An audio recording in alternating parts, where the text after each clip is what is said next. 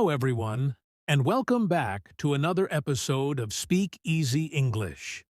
I'm Tommy, and I'm here with my wonderful co-host, Lisa. Hi, Tommy, and hello to all English learners. I'm Lisa. Do you want to improve your English easily? If so, you're in the right place. Okay, today we'll listen to a podcast about a 15-minute daily listening study plan. Let's listen to it. Hi, everyone, and welcome to our podcast. I'm Alex, and I'm here with my friend Julia. We both know how important it is to understand spoken English. That's right, Alex. So today, we're going to talk about something really useful. How to get better at listening to English in just 15 minutes a day. It's a simple way to improve your comprehension and understanding of different accents. We'll show you a daily routine that includes a quick warm-up, choosing an audio source, listening practice, and thinking about what you've heard. This will help you listen more effectively and understand more easily. In the next part, we'll explain why even a short listening practice every day can make a big difference. Stay tuned. So why is daily listening practice so important? Well, like with speaking and reading, it's all about building a habit. When you listen a little bit every day, it becomes easier and easier to understand spoken English. Exactly. And a short 15-minute session can really help you feel more comfortable with different accents and speaking speeds. Many people are nervous about understanding fast speech, but the more you practice, the more confident you'll become. Plus, regular listening helps your brain get used to the sounds of English and remember new vocabulary. When you need to understand someone, you'll be able to process the information more quickly. I remember when I started learning German, I found listening really difficult, but I made a promise to myself to listen for at least 10 minutes every day, even if it was just a short podcast. After a few weeks, I felt much more comfortable understanding spoken German. Now, we're going to break down the 15-minute routine minute by minute. Get ready to nail down your English listening skills. All right, let's get into the details of our 15-minute English listening routine. It's divided into 4 parts so it's easy to follow. First, we have a warm-up. It takes 2 minutes. The goal here is to wake up your brain and prepare it to listen to English. A simple way to do this is to quickly listen to a short audio clip that you've already heard before. This could be a song, a news report, or a clip from a TV show. The point is to get your ears used to the sounds of English before you start your main listening practice. Next up is the audio selection. It takes 3 minutes. This part helps you focus your listening practice. Choose an audio source that's interesting to you and at the right level. Maybe something you come across online. This could be a podcast, a radio show, a YouTube video, or an audiobook. It's important to choose something that's not too difficult, but also not too easy. You want to be challenged but not overwhelmed.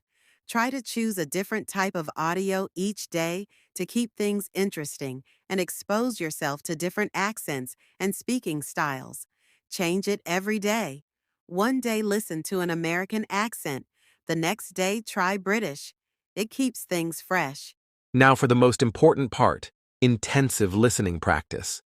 This part takes 7 minutes, and it's where you really get to sharpen your listening skills. That's right. The goal here is to listen actively and truly understand the audio. A great way to do this is by breaking these 7 minutes into smaller chunks and tuning out any distractions. For example, you can listen for 3 minutes, then pause briefly to think about what you've heard before listening again. And while you're listening, don't stress about understanding every single word. Instead, focus on the main ideas and key details. Exactly. If you find something difficult to understand, try listening again. You can also slow down the audio speed if you need to.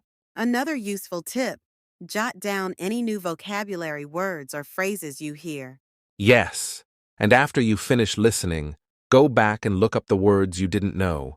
You can write them down in a notebook or use a flashcard app to remember them better. And here's a great habit to build. Try summarizing what you heard in your own words. This will help you process and remember the information even better.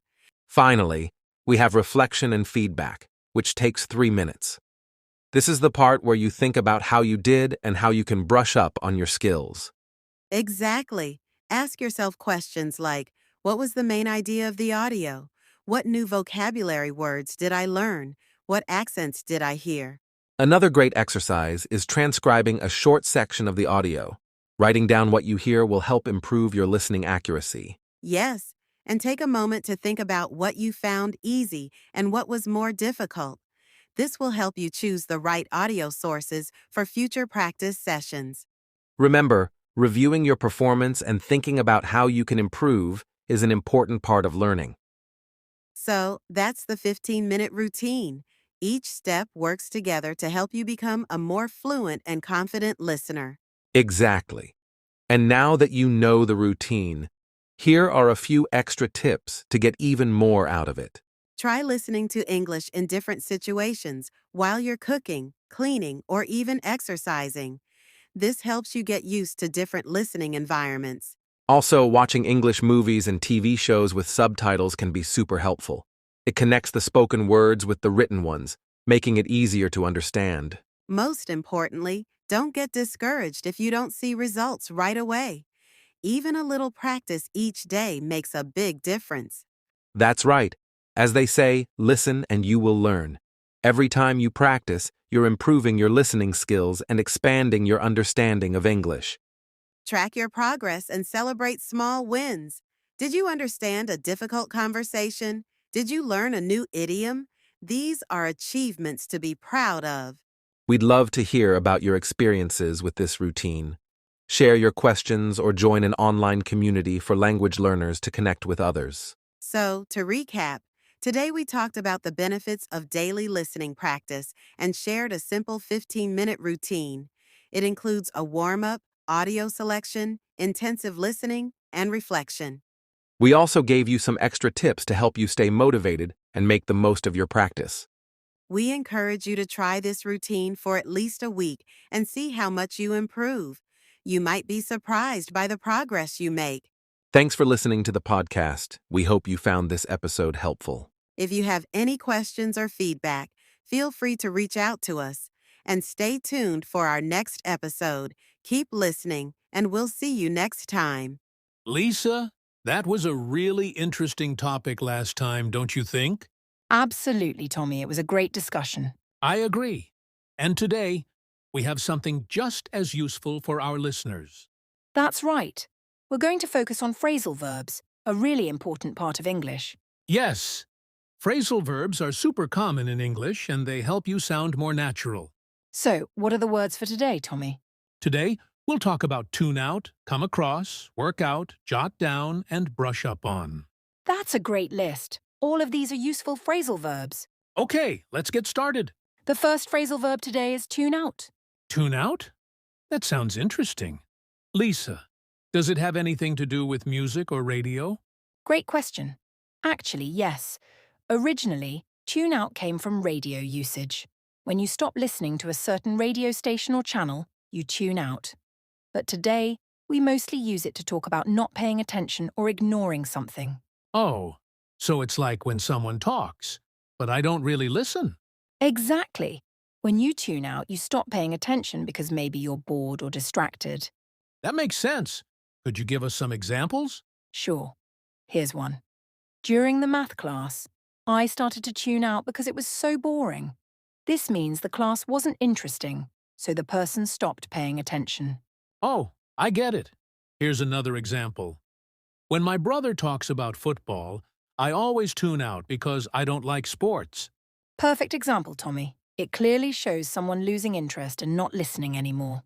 Lisa, can we use tune out in both formal and informal situations?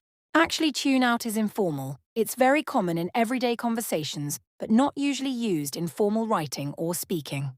What about grammar tips? Anything important to remember? Yes. When you use tune out with an object, like a person or a thing, remember to add that object after the phrase. For example, I tuned out the noise. Without an object, it just means you're not paying attention, like, I just tuned out. So, to sum up, tune out means not paying attention or ignoring someone or something. Use it informally, and don't forget the object when needed. Great, let's move on to our next word, come across. Come across. Come across is a phrasal verb.